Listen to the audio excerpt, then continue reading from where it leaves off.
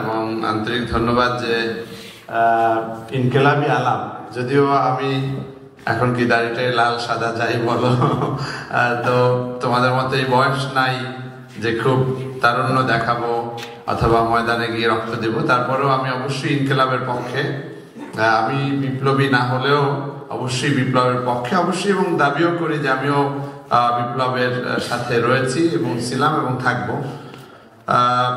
যে বিষয়গুলো এসেছে অনেক চমৎকার, অনেক গুরুত্বপূর্ণ বিষয়, সবগুলো নিয়ে পর্যালোচনা বা আলোচনা করার মতো ধৈর্য বা তোমাদের শোনার মতো ধৈর্য হয়তো নাই, তারপরেও কিছু বিষয় আমি বলি। যেমন এখনই আমরা নামাজ পড়লাম, আমি নিজের মতো করেই বলি যে এটা একটা যদি আমরা কালচার হিসাবে দেখি, আমার ক্লাসরুমেও বলি, মালয়েশিয়াতে আমরা দেখি কি হালাল ট্যুরিজম, হালাল ইন্ডাস্ট্রি, হালাল হোটেল, সবকিছুতে হালাল। তো এটা একটা হচ্ছে যে ঠিক আছে, ধর্মীয় অনুভূতি থেকে, ধর্মের প্রতি টান থেকে তারা করেছে, আলহামদুলিল্লাহ, ইটস ওকে, নো প্রবলেম, এটার সাথে সংঘর্ষের কিছু নেই। কিন্তু একই সাথে এটা যে তাদের অর্থনৈতিক ভাবে স্বাবলম্বী হওয়ার জন্য একটা ওসিলা, তাতে তো সমস্যা কিছু নাই। কারণ হালাল কনসেপ্টটাকে গ্রো করে যদি একই সাথে ইকোনমিটাও গ্রো করে, অসুবিধার কি আছে? কালচার যদি গ্রো করে, অসুবিধার কি আছে? এবং ইনকিলাব মঞ্চ এই কাজটাই করছে। মাহাথির মোহাম্মদ উদারতার কারণে এই হালাল বিজনেস দিয়ে সারা পৃথিবীর অন্যতম একটা ধনী রাষ্ট্রে পরিণত হয়ে গেছে। আর আমরা এই উল্টাপাল্টা করে আদমশুমারিকে জনশুমারিতে এই করা, তারপরে ইন্নালিল্লাহি ওয়া ইন্না ইলাইহি রাজিউন এখন আর লেখে না, মিডিয়া এখন আর লেখে না, উঠাই দিছে। তো এই যে বিষয়গুলো, এগুলো আসলে খুব গভীরভাবে চিন্তা না করলে আসলে আমরা এটা বুঝতে পারি না। যেমন নামাজ ফরজ, ফর এক্সাম্পল, এটা কি শুধু পুরুষের জন্য নাকি মহিলাদের জন্য? কিন্তু কেউ কি আমরা দাবি তুলছি যে মেয়েদের জন্য একটা চাই, নামাজের জায়গা চাই? আমি ফেসবুকে অনেকবার লিখেছি, কিন্তু খুব সফল হই নাই। অথচ আমাদের প্রশাসন বলি, আমাদের অধিকাংশ 92% মুসলমান, তাদের এই ফিলিংসটাই নাই। তারা মনে করে যে না, ঠিক আছে, ওই যে পুরনো ফতোয়া, মসজিদে যাবে কি যাবে না সেই হাদিস নিয়েই আছে। কিন্তু মসজিদে যাবে কি যাবে না সেটা তো বাদ দাও, তুমি তো ঠিকই বাজারে যাচ্ছ, হাজার হাজার লক্ষ লক্ষ কোটি কোটি বোন তো বাজার করতে যাচ্ছে, কলেজ বিশ্ববিদ্যালয়ে পড়তে যাচ্ছে। তাহলে সে ব্যাপারে তখন কেন ফতোয়া দাও না যে হ্যাঁ কলেজে যাবে কি যাবে না? বড় বড় আলেমের মেয়েরা কলেজে পড়ে না, বিশ্ববিদ্যালয়ে পড়ে না, তাহলে সেই মেয়েটা যাওয়ার পরে সে যে নামাজের জায়গা পাচ্ছে না, নামাজের জন্য কোনো ব্যবস্থা নাই, সেই ব্যাপারে কিন্তু আমরা আওয়াজ তুলতে পারছি না। ঢাকা বিশ্ববিদ্যালয়ের লোকজন এসেছে এখানে, তাদের বিরুদ্ধে বললে তো খেপে যায় কিনা। তাদের স্যাররা গবেষণা করে লিখেছে আসসালামু আলাইকুম বলার প্রবণতা বেড়ে গেছে, টাকনুর উপরে এই যে পাঞ্জাবি করা, এটা নাকি জঙ্গিবাদের আলামত। আমিও খুব কঠিন ভাষায় সেগুলোর প্রতিবাদ করেছিলাম, এবং তারা এগুলো নিয়ে গবেষণার একটা সেন্টার করেছে, আমি নাম বললাম না। সেই গবেষণা সেন্টার ফান্ডেড বাই আমেরিকা এবং অন্যান্য কিছু দেশ, যেগুলো হচ্ছে তারা বলছে যে এগুলো নাকি জঙ্গিবাদের আলামত। তো আসলে এই বিষয়টি আমাদের স্পষ্টভাবে খেয়াল রাখা দরকার যে যে কোনো একটা আগ্রাসনকে বা আমরা যেটাকে ফেসিবাদ বলছি, এই বিষয়গুলোকে যদি চাঙ্গা করতে হয়, সাংস্কৃতিক ভাবেই আসলে এগুলো তারা চাঙ্গা করেছে এবং তারা প্রতিষ্ঠা করেছে। দীর্ঘমেয়াদে রাখার জন্য সংস্কৃতিটা দরকার, এবং তারা সেই কাজই করেছে। আমাদের শিক্ষা ব্যবস্থা নিয়ে তাদের এত মাথা ব্যথা কেন? এই মাথা ব্যথার কারণটা হচ্ছে এই, যাতে করে সাংস্কৃতিক ভাবেই ওরা পঙ্গু হয়ে যায়, জাতিটা ধ্বংস হয়ে যায়, নষ্ট হয়ে যায়। না ইসলামিয়াত বইয়ে একটা মূর্তির ছবি দিবে, এটা বেখেয়ালে হয়েছে, এটা আমি অন্য সবাই বিশ্বাস করলে আমি বিশ্বাস করি না। এটা ইচ্ছাকৃত ভাবেই দিয়েছে। তারা একটু অ্যাসিড টেস্ট করতেছে যে কোন পর্যায়ে দাসগুলো, কোন পর্যায়ে আছে, দাসত্বের চূড়ান্ত পর্যায়ে গেছে কিনা, নাকি তারা একটু টেস্ট করতেছে। তো এরকম অবস্থাতে কিন্তু তারা সব জায়গায় এই কাহিনীগুলো ঘটাচ্ছে এবং একের পর এক ঘটাচ্ছিল, এবং এই ধারাটা কিন্তু এখনো যায় নাই।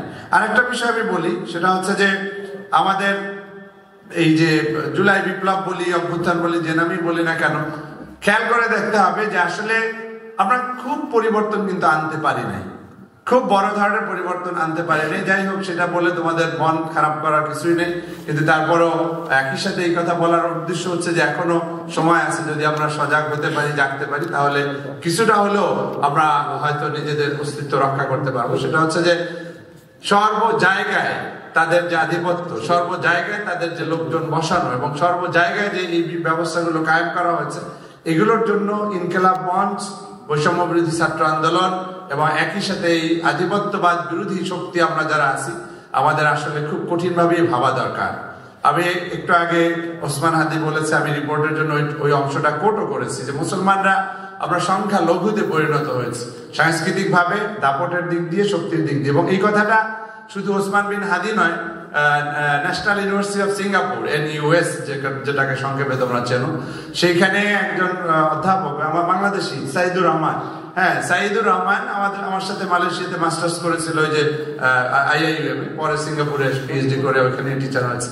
তো সে সাইদুর রহমান লিখেছে বাংলাদেশি মুসলিমস মেজরিটি ইসলাম মাইনরিটি, বা এরকম, সে হেডলাইনটা হুবহু মনে নাই, যে majority Muslims minority Islam in Bangladesh, এরকম একটা আর্টিকেল লিখেছে। সেখানে খুব গবেষণা ধর্মী আলোচনায় সে সুন্দরভাবে তুলে ধরেছে। এবং এই কথাটা এখানেও সত্য, যেই মঞ্চে বসে বা যেই জায়গায় দাঁড়িয়ে গল্পটা করছি, সেই বিশ্ববিদ্যালয়ের অবস্থাটা হয়েছে এই যে দাঁড়িয়ে আছে, টুপি আছে, অথবা নামাজ পড়ে, এই ছেলেকে জোর করে শিবির বানিয়েছে, জোর করে তাকে বিএনপির কর্মী বানিয়ে ডাবল ফার্স্ট, আমার ডিপার্টমেন্টে অনার্সে ফার্স্ট, মাস্টার্সে ফার্স্ট, তাকে ভাই ভাই এইসব আজে বাজে কথা বলে তাকে নেওয়া হয় নাই। এবং তার পিছনে অন্য, মানে আমি আর নাম বললাম না, অন্য এসে অনেক পিছনের সারি তাদেরকে নিয়ে নেওয়া হয়েছে। এখন এই যে আধিপত্যবাদ, এর অর্থ হচ্ছে তারা উপরে লেভেল দিচ্ছে যে তারা অসাম্প্রদায়িক, অথবা উপরে লেভেলটা দেখাচ্ছে যে তারা খুব উদার, সবার জন্য তারা ইনক্লুসিভ একটা সোসাইটি গঠন করছে। না, আসলে এই ফেসিবাদ অথবা আধিপত্যবাদ অথবা এই যে আগ্রাসন, তারা আসলে সর্বক্ষেত্রে, বিশেষ করে আমাদেরকে যুগের পর যুগ এইভাবে এমন কোণঠাসা করে রেখেছে যে মনে হয় যেন আমরা আসলে কথা বলারই অধিকার রাখি না। এই যে নামাজের জায়গাটাই যদি চিন্তা করো, মুসলমান একটা বিশ্ববিদ্যালয় একটা এসে স্টুডেন্টদের জন্য কোনো ব্যবস্থা নাই, তাদের যেতে হবে সায়েন্স ফ্যাকাল্টিতে, ঠিক আছে। আবার মেয়েদের জন্য কোনো ব্যবস্থা নেই, কোনো মতে করছে নাজমুল স্যার, হুজুর মানুষ সোসিওলজি, এতদিন পরে 50 বছর হয়ে গেল বিশ্ববিদ্যালয়, কই এত বছর পরে কেন হবে, বা আরো বেশি হয়ে গেছে বয়স, এত বছর পরে কেন হবে, বা ইদানিং করা হচ্ছে। অজুর ভালো ব্যবস্থা নেই। আমার শিক্ষক হয়ে আমি চেয়ারম্যান থাকা অবস্থায় দাবি করেছিলাম যে অজুর জন্য ভালোই করেন, আমি এখন ওই বেসিনে পা তুলে বুড়ো মানুষ পড়ে গেলে তো চেঞ্জ করতাম, এইভাবেই করতে হচ্ছে। তো এই বিষয়গুলো সবকিছুই একটার সাথে আর একটা ইন্টার রিলেটেড। মানে আমাদের এই কথাগুলো বললে, আমি তখন কি লিখেছিলাম যে মেয়েদের জন্য আমি আলাদা বগি চাই। ও মা, তার প্রতিবাদে কত ভাষায় আমাকে গালি গালাজ, এটা সেটাই করেছে। আমি কি বলেছি যে যারা একসাথে যাইতে চায়, আরো কত কিছু করতে চায়, সেগুলো বন্ধ করো? সেটা তো বলি নাই। একসাথে যাও, আমার বোন, যে বোনটা আলাদা থাকতে চায় তাকে থাকতে দাও, তোমার কাজ তুমি করো, আমি তো সেটা কি করতে চাই। কিন্তু যে কমফোর্ট ফিল করে না, এই দৃশ্যগুলো দেখতে চায় না, তাকে আলাদা থাকতে দাও। যে ছেলেটা এই পরিবেশটা চায় না, সে আলাদা থাকতে চায়, তাকে কেন তুমি বাধা দিচ্ছ? এবং ইনকিলাব মঞ্চের এই আলোচনায় আমি আসার অন্যতম কারণ হচ্ছে যে আমি বারবার অবজার্ভ করেছি বিভিন্ন সময় যে এই বিষয়গুলোই, যে বৈষম্য সাংস্কৃতিক দিক দিয়ে হচ্ছে, বৈষম্য আমাদের মনোজগতে তৈরি করে দেওয়া হচ্ছে, বৈষম্য আমাদের শিক্ষার মধ্যে ঢুকিয়ে দেওয়া হচ্ছে। তো এই বিষয়গুলো আমরা যেন আসলেই আমাদের খেয়াল করা উচিত। বিশ্ববিদ্যালয়ের শিক্ষার্থী তোমরা যদি এই বিষয়গুলো আওয়াজ না তোলো, তাহলে কে আওয়াজ তুলবে?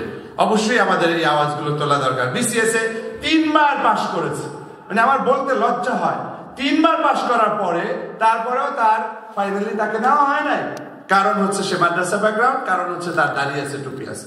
আমার বাসায় এসে একটা ছেলে কেঁদেছে যে সেইখানে একটা প্রাইভেট বিশ্ববিদ্যালয়ের একটা স্টুডেন্ট, তার সবকিছু ফার্স্ট ক্লাস পাস হয়েছে, পুলিশ ভেরিফিকেশনে তার হয় না। তার মানে আইদার তুমি ঘুষ দাও, অথবা তোমার নামে উল্টাপাল্টা বলা হয়েছে যে তুমি শিবির, দাঁড়িয়ে রাখলি শিবির, এইভাবে করে করে তাকে নেওয়া হয় না।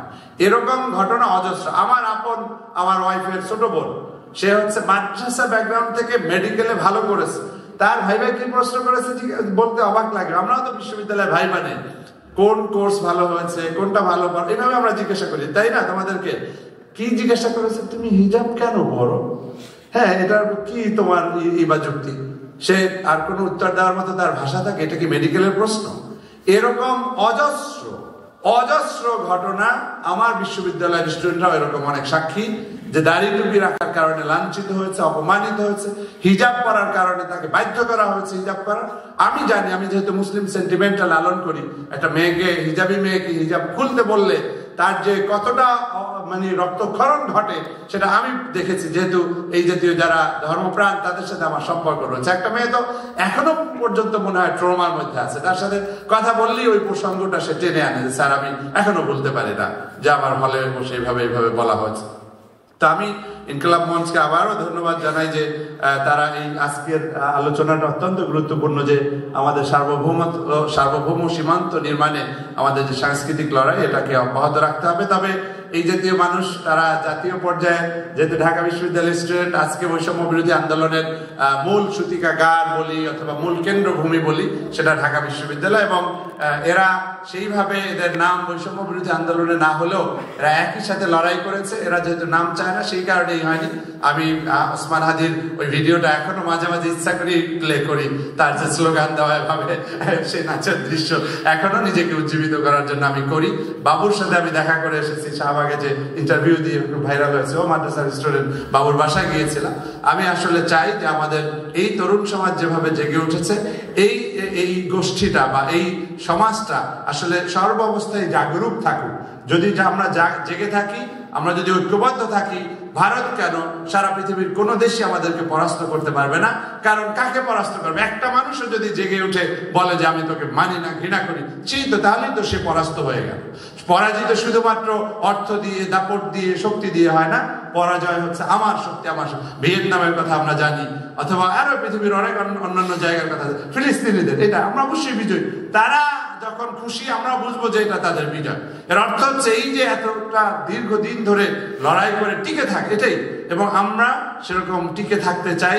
যত ধরনের কূটকৌশল, আমরা আমাদের চোখের সামনে আর্মি অফিসারদেরকে হত্যা করা হয়েছে, নিষ্পাপ হাফেজে কোরআনদেরকে হত্যা করা হয়েছে, এভাবে আরো অনেক ইসলামী সংগঠনের নেতৃবৃন্দ থেকে শুরু করে সাধারণ কর্মীদেরকে মারা হয়েছে, জানাজায় পর্যন্ত যেতে দেওয়া হয়নি। আর আজমির কথা বলতে গেলে আমি হয়তো এখনই কেঁদে দিব। কি ভয়ানক, কি ভয়ানক, কল্পনা করা যায়। সে শুধু একটা আবদার করেছে, একটা চিরকুট লিখে দিয়েছে যে এই কথাটা আমার মায়ের কাছে গিয়ে পৌঁছে দিও যে তোমার ছেলেটা ভালো আছে। ক্যান ইউ ইমাজিন যে সেই চিরকুটটা পর্যন্ত তার মায়ের কাছে পৌঁছে দেয়নি। বছরের পর বছর মা জানে না, মা ছেলে হারানোর শোকই মা মারা গিয়েছে। তার স্ত্রী এখন পর্যন্ত সেই স্ত্রী আছে, জানে জীবিত, কিন্তু তার একসাথে শুইতে পারে না, একসাথে থাকতে পারে না। কি কষ্ট একজন স্বামী হিসেবে, এর চেয়ে কষ্টের আর কি থাকতে পারে? যে আমি জানি যে আমার স্ত্রী আছে, কিন্তু তাকে মাই করেছে যে আমি হয়তো জানি না, হয়তো মেরেই ফেলছে, তাহলে যাও মা, তুমি অন্য জায়গায় গিয়ে বিয়ে টিয়ে করো।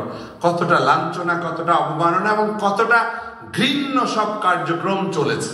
তো আমি আবারও ধন্যবাদ জানাই অন্তর থেকে যে আমাদের সমাজে যেই জাতীয় এই আগ্রাসন এবং যেই জাতীয় এই বৈষম্য দীর্ঘ বছর ধরে চলছে, আমাদেরকে দাড়ি টুপি দেখলেই বলে ফেলে। আমি জার্নালিজমে পড়ে ইচ্ছা করে এই খুতবা টুতবা দেই যে দেখুক না, জার্নালিজম শুধুমাত্র ওই ইসেই থাকবে না, ক্লাসরুমেই থাকবে না, তার অধিকার আছে। তুমি জার্নালিজমের টিচার হয়ে ড্যান্স করতে পারো।